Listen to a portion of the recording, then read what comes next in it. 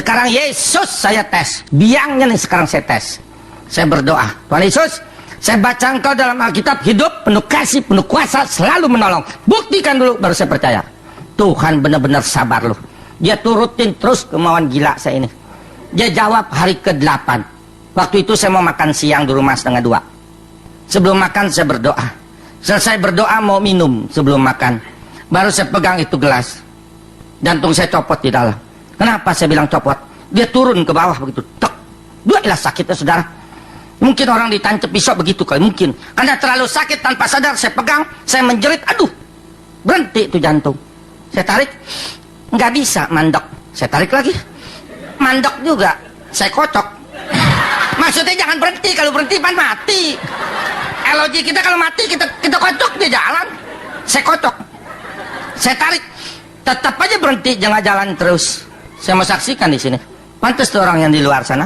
Orang dunia yang belum terima Yesus, mereka tuh kalau mau mati ditunjukin dosanya oleh Tuhan.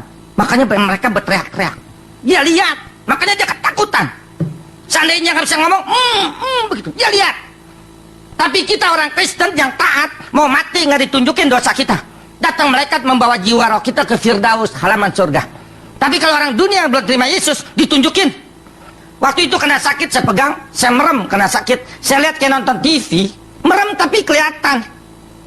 Dosa yang pernah saya kerjakan ditunjukkan oleh Tuhan kembali. Maaf saudara, saya dulu anak Tanah Abang. Saya lahir situ, besar di situ. Saya salah didik. Hobi saya berantem. Hobi saya silat sama ilmu. Orang yang saya pukul dengan ilmu saya, saudara, berdarah-darah begitu banyak ditunjukin oleh Tuhan. Jelas, karena saya lihat terlalu banyak, saya menjerit di dalam hati. Tuhan Yesus, saya nggak mau mati. Dosa saya banyak. Ntar saya diseksa Engkau. Nah, belum bertobat mati. Jadi Tarsan di sono. Siapa yang tolongin sendirian di akhirat? Untung waktu itu saya nggak panggil guru saya lo simbah lo. Yang saya ingat Yesus hidup selalu menolong. Nah lo buktiin dah. Saya panggil jadi dalam hati sambil megang dada. Tuhan Yesus tolong sembuhkan jantung saya. Jantung saya lagi rusak, betulin. Di dalam nama Tuhan Yesus kayak jantung sembuhlah. Haleluya, amin. Apa yang terjadi? Tuhan nggak nolong. Tuhan tinggalkan saya jatuh di meja makan. Orang yang nggak bisa nafas, nggak ada tenaga bisa duduk tegak.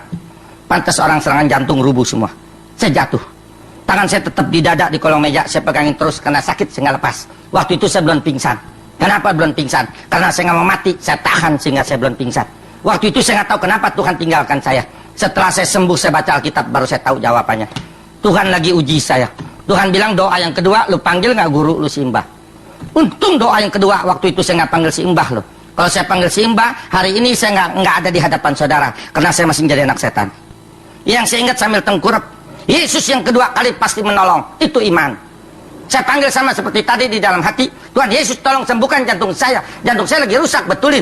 Di dalam nama Tuhan Yesus yang kedua kali lain. Waktu saya sebut di dalam nama Tuhan Yesus, tangan saya bergetar di kolong meja. Saya nggak tahu siapa yang getarin. Yang lebih aneh, ada tangan memegang tangan saya di kolong meja. Saya berasa belum pingsan, mau ngelongok begitu. Tapi nggak kuat angkat kepala dari meja. Karena belum napas, nggak ada tenaga. Tangan itu empuk sekali ke spons. Saya sering jabatan tangan sama orang ribuan. Memang benar, tangan orang kaya empuk, bener. Bener, saya salaman sama orang, saya tahu kaya miskin. Tapi nggak ada yang lebih empuk dari tangan di kolong meja. Karena saya nggak kuat angkat kepala, saya biarkan tangan itu mengangkat tangan saya kira-kira segini di kolong meja.